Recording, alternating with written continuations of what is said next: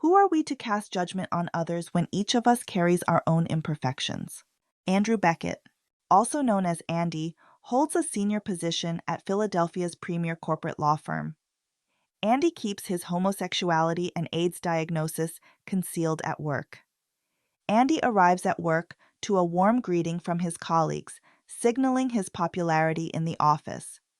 Realizing it's late, he sends his assistant home.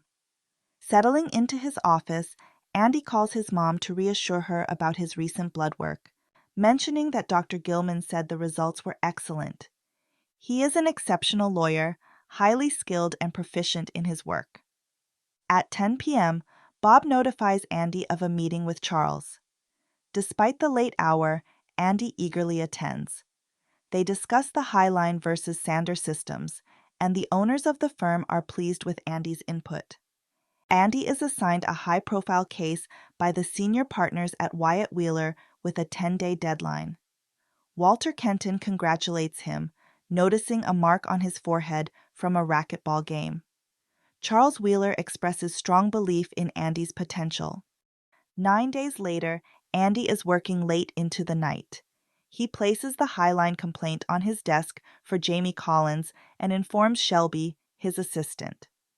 Andy takes the afternoon to work from home, and Miranda Bailey assists him in covering up his lesions with foundation a few shades off. Suddenly, Andy feels a sharp pain in his abdominal area and rushes to the washroom. Miguel Alvarez, Andy's partner, accompanies Andy at the hospital, visibly stressed. Andy gets a beep and notices Joe on TV by the phone booth. Shelby informs Andy that the Highline complaint is missing, causing Jamie to panic. Andy remembers leaving it on his desk the previous night, but Jamie finds nothing on the hard drive. A week later, Andy, looking sickly, greets Joe. Joe notices Andy's appearance and asks about his face. Andy reveals he has AIDS, causing Joe to pull back his hand immediately. While Andy comments on the baby photo, Joe stares at Andy's lesions and the things Andy touches. Joe cuts to the chase, learning that Andy was fired. Andy was fired and intends to sue for wrongful termination. Andy recounts how he misplaced a crucial complaint, leading to his dismissal. Despite his efforts to retrieve it, the original document vanished overnight, only to reappear just before court. This turn of events raises questions about the firm's confidence in Andy, especially since they assigned him the high-profile case. Joe dismisses the case, admitting it's a personal decision. Andy steps out of Joe's office, his eyes filled with despair. Joe visits his family doctor. The doctor explains how AIDS is contracted to Joe and tries to take a blood sample to reassure him, regardless of his private life. Joe laughs it off. Lisa, Joe's wife, brings up a list of people they know who are gay. Joe is honest about his dislike for homosexuals, while Lisa is accepting of them. During the holiday season, Joe sneaks into the library to enjoy his sandwich secretly. He notices a librarian giving him a strange look as he passes by.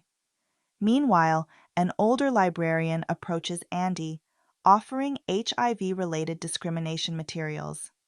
This grabs the attention of those around, including Joe, who starts stacking books to discreetly observe. The librarian insists that Andy use the private research room for comfort, prompting Joe to lower his head behind the book stack, eager to watch the interaction unfold. Despite the librarian's persistence, Andy firmly declines. Joe then stands up to greet Andy, surprising him. Joe discovers that Andy intends to represent himself. He inquires about the case. Andy explains Walter Kenton worked at a different firm with a paralegal who openly displayed AIDS-related lesions at work but wasn't fired. Andy intends to bring this case to the Supreme Court. Andy's findings suggest that the 1973 Federal Vocational Rehabilitation Act prevents AIDS discrimination by recognizing it as both a physical handicap and a target of social prejudice, affirming that individuals with AIDS are fully capable of performing their job duties. 6 weeks later, the firm's partners receive a court summons from Joe, the TV guy. Charles Wheeler is determined to gather information about Andy, while Bob suggests settling the matter out of court. Wheeler is particularly agitated, alleging that Andy brought AIDS into the men's club and the office. Bob is reminded that Andy was fired for incompetence, not because of his AIDS diagnosis.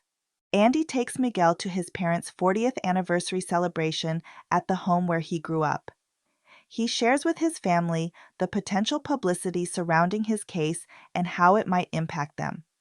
His family wholeheartedly supports his decision to stand up for his rights and expresses immense pride in him.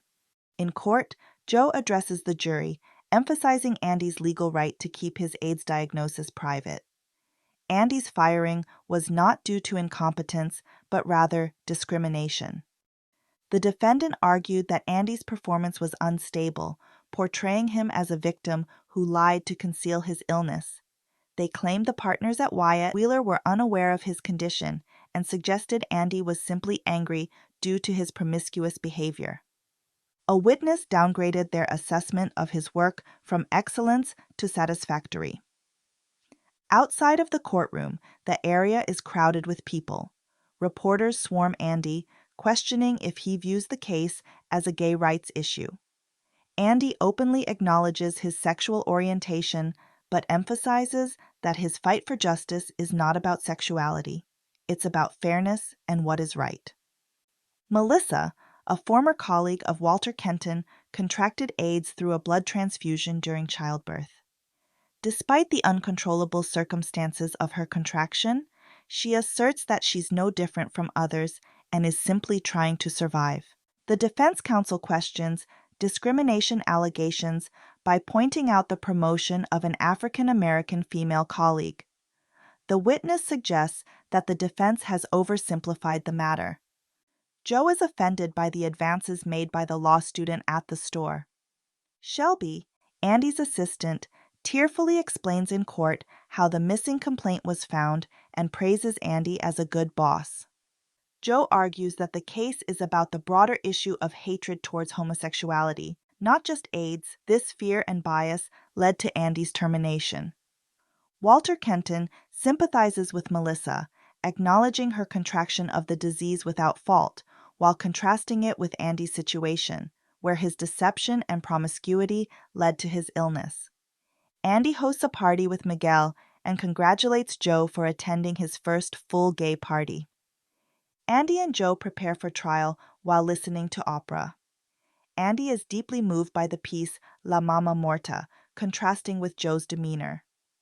As Andy passionately explains the lyrics, Joe undergoes a profound change of heart, recognizing Andy's love for life and reluctance to leave it.